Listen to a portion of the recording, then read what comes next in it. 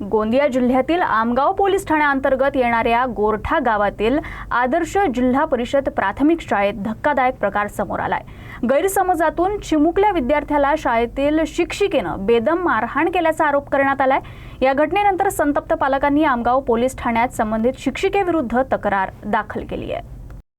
धैर्य मिश्रा असं विद्यार्थ्याचं नाव आहे।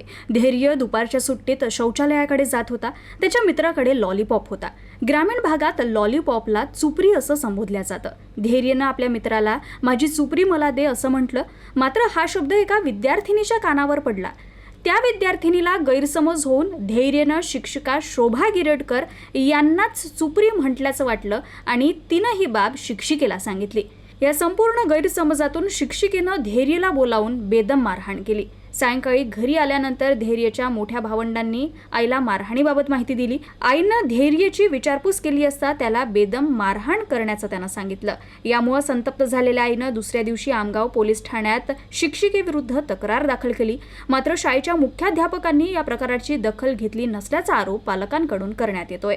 या घटनेनंतर धैर्यचं मनोबल खचलं असून तो शाळेत जाण्यास घाबरत असल्याचं कुटुंबियांनी सांगितलं।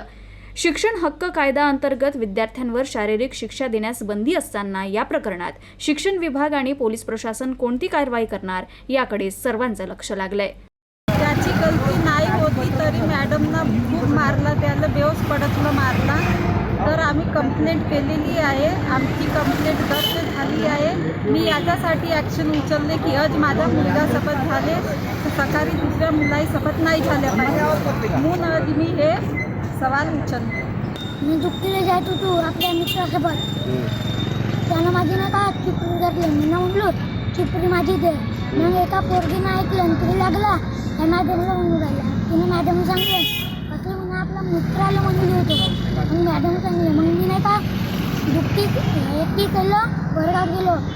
मग नाही का मॅडम नाही का पोराला पाठवलं माहिती जाती, लेकिन तो माहिती जाती नाही पाठवलं होती। मग नाही का मॅडम गुस्सावर आलं वर्गात। असं नाही का पहिले वर्गात होतं ना असा चांगलं सीन झालं। वर्गाच्या बाहेर नाही का एक कॉलर धरून नेला। मग वर्गात नेऊन नाही का मारताच मारल्या गळा पिचकून। आता माझी शाळेत जायची इच्छा नाही आहे। मी खूप घाबरून गेलो।